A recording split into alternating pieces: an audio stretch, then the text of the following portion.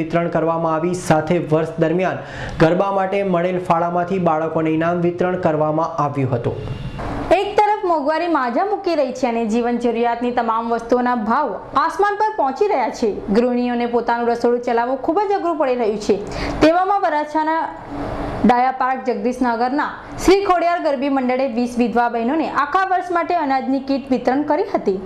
સાથે આખા વર્ષ દરમિયાન શ્રી ખોડિયાર ટ્રસ્ટને મળેલ ગરબાના ફાળામાંથી ગરબામાં ભાગ લેનાર બાળકોને ઇનામ વિતરણ કરવામાં આવ્યું હતું।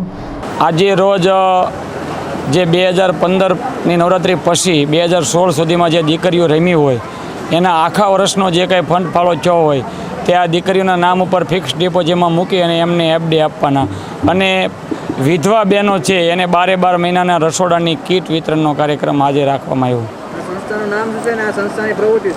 આ સંસ્થાનું નામ શ્રી ખોડિયાર ગરબી મંડળ છે અને આ સંસ્થાની પ્રવૃત્તિઓ જે આપણી આ સાંસ્કૃતિક કાર્યક્રમો, ધાર્મિક અને સામાજિક પ્રવૃત્તિઓ, સર્વજ્ઞાતિ સમૂહ લગ્ન, વિધવા બહેનોના બાળકોને સ્ટેશનરી કીટ વિતરણ અને આ વર્ષથી અમે એક બીજું સામાજિક કાર્ય જે યોજ્યો કે વિધવા બહેનોને 12 મહિનાના રસોડાનું કીટ વિતરણ।